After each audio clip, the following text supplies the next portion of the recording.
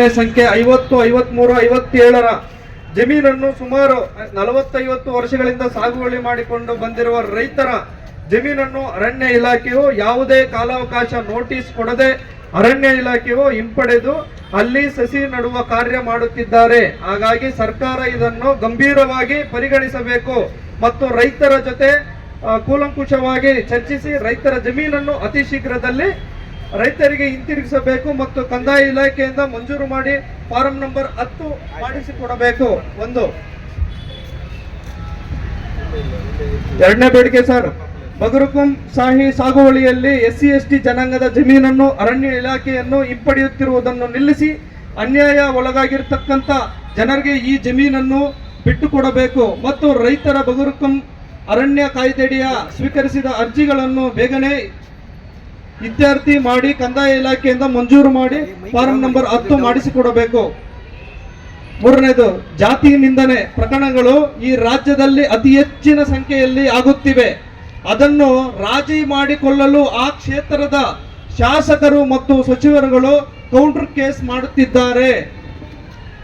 ಹಾಗಾಗಿ ಪರಿಶಿಷ್ಟ ಜಾತಿಯವರು ಅಳಿವು ಉಳಿವಿನ ಪ್ರಶ್ನೆಯಾಗಿದ್ದು ಅಭದ್ರತೆ ಕಾಡುತ್ತಿದೆ. ಜಾತಿಯ ನಿಂದನೆಗಳು, ಶೋಷಣೆಗಳು, ದೌರ್ಜನ್ಯಗಳು ಅತಿರೇಕೆಗೆ ಏರುತ್ತಿವೆ. ಇದನ್ನು ಕಡಿವಾಣ ಮಾಡಲು ಸರ್ಕಾರದ ವತಿಯಿಂದ ಸಂವಿಧಾನಾತ್ಮಕ ಅರಿವು ಮೂಡಿಸುವ ಕಾರ್ಯಕ್ರಮವನ್ನು ರೂಪಿಸಿ ಜನಸಾಮಾನ್ಯರಲ್ಲಿ ಜಾತಿ ನಿಂದನೆಗಳ ಜಾತಿ ಪದ್ಧತಿ ಬಗ್ಗೆ ಅರಿವು ಮೂಡಿಸಿ ರಾಜ್ಯಾದ್ಯಂತ ಎಲ್ಲಾ ಜಿಲ್ಲೆಗಳಲ್ಲಿ ಕಾನೂನು ಸುವ್ಯವಸ್ಥೆ ಕಾಪಾಡಬೇಕು.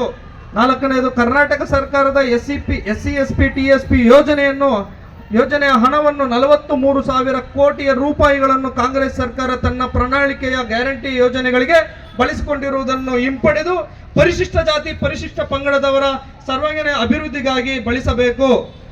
ಐದನೇದು, ರಾಜ್ಯ ಸರ್ಕಾರದ ವತಿಯಿಂದ ದೇಶದ ಅತಿ ಎತ್ತರದ ಮೂರ್ತಿ ಬಾಬಾ ಸಾಹೇಬ್ ಅಂಬೇಡ್ಕರ್ ಅವರ 200 ಮೀಟರ್ಗಳ ಪುತ್ಥಳಿ ನಿರ್ಮಾಣ ಮಾಡಬೇಕು ಅನ್ನೋದು 5ನೇ ಬೇಡಿಕೆ ಸರ್.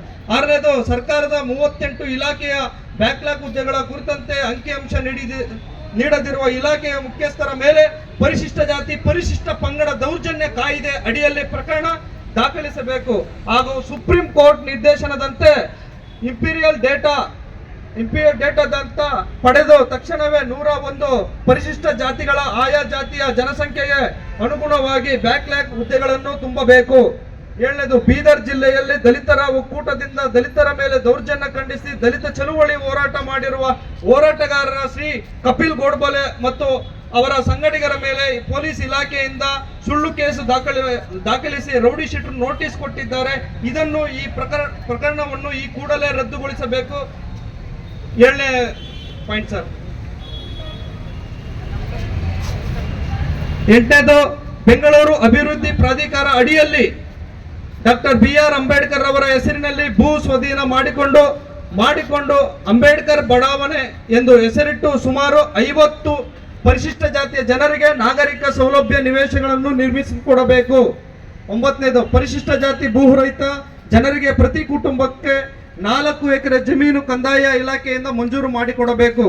10ನೇದು, ಪರಿಶಿಷ್ಟ ಜಾತಿಯ ಜನರಿಗೆ ಕರ್ನಾಟಕ ರಾಜ್ಯದ ಪ್ರತಿಯೊಂದು ಹಳ್ಳಿಗೆ ಸರ್ಕಾರದ ವತಿಯಿಂದ ಭೂಮಿಯನ್ನು ಸ್ವಾಧೀನಪಡಿಸಿಕೊಂಡ ಸ್ಮಶಾನ ಭೂಮಿಯನ್ನು ಮಂಜೂರು ಮಾಡಬೇಕು. 11ನೇದು, ಯಾದಗಿರಿಯ ಜಿಲ್ಲೆಯ ಸುರಪುರ ನಗರದ ಸರ್ವೆ ನಂಬರ್ 7/1ರಲ್ಲಿ ಸರ್ಕಾರಿ ಖರಾಬು ಈ ಭೂಮಿಯಲ್ಲಿ ಸುಮಾರು 40ಕ್ಕೂ ಹೆಚ್ಚು ವರ್ಷಗಳಿಂದ ಕಬ್ಜಾದಲ್ಲಿರುವ ಡಾಕ್ಟರ್ ಬಾಬಾ ಸಾಹೇಬ್ ಅಂಬೇಡ್ಕರ್ ಅವರ ವೃತ್ತದಲ್ಲಿ ಸುತ್ತಮುತ್ತ ಅಭಿವೃದ್ಧಿಪಡಿಸಲು ಮತ್ತು ದಲಿತ ಸಮಾಜದ ಉದ್ಧಾರಕ್ಕಾಗಿ ಡಾಕ್ಟರ್ BR ಅಂಬೇಡ್ಕರ್ ಅವರ ಹೆಸರಿನಲ್ಲಿ ಉದ್ಯಾನವನ, ಗ್ರಂಥಾಲಯ ಮತ್ತು ಸಾಂಸ್ಕೃತಿಕ ಭವನ ನಿರ್ಮಾಣಕ್ಕಾಗಿ ಅವಶ್ಯಕತೆ ಇರುವ ಜಾಗವನ್ನು ಸದರಿ ಸರ್ವೆ ನಂಬರ್ನಲ್ಲಿ ಒತ್ತುವರಿಯಾದ 2 ಎಕರೆ 26 ಗುಂಟೆ ಭೂಮಿಯಲ್ಲಿ ಉಳಿದ ಭೂಮಿಯನ್ನು ಮಂಜೂರು ಮಾಡಿಕೊಡಬೇಕು. 12ನೇ ಬೇಡಿಕೆ, ರಾಜ್ಯಾದ್ಯಂತ ಎಲ್ಲಾ ಜಿಲ್ಲೆಯಲ್ಲಿ ದಲಿತರ ಮೇಲೆ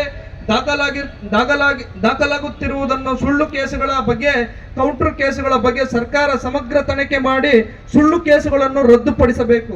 13ನೇದು, ರಾಜ್ಯಾದ್ಯಂತ ಪ್ರತಿ ಗ್ರಾಮ ಪಂಚಾಯಿತಿ ಸದಸ್ಯರ ಸಂಬಳವನ್ನು ಬಿಡುಗಡೆ ಮಾಡಬೇಕು.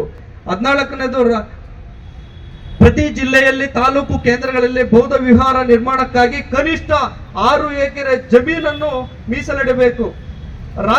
ರಾಜ್ಯದಲ್ಲಿರುವ ಬುದ್ಧ ವಿಹಾರಗಳಿಗೆ ಮತ್ತು ಬೌದ್ಧ ಸಂಘ ಸಂಸ್ಥೆಗಳಿಗೆ ಕೂಡಲೇ ಅನುದಾನವನ್ನು ಬಿಡುಗಡೆ ಮಾಡಿ ಅಭಿವೃದ್ಧಿ ಪಡಿಸಬೇಕು ಅಂತೇಳಿ ಈ ಒಂದು ಇಷ್ಟು ಬೇಡಿಕೆ ಇಟ್ಕೊಂಡು ಈ ಒಂದು ಹೋರಾಟ ಮಾಡಿದ್ದೀರಿ ಸರ್. ವೆಂಕಟೇಶನ ಸ್ವಲ್ಪ ಮುಂದೆ ಬಣ, ಹೆಬ್ಬಾಳ ವೆಂಕಟೇಶನ ಕಾಣಿಸ್ತಾ ಇಲ್ಲ. ಮುರುಗೇಶ್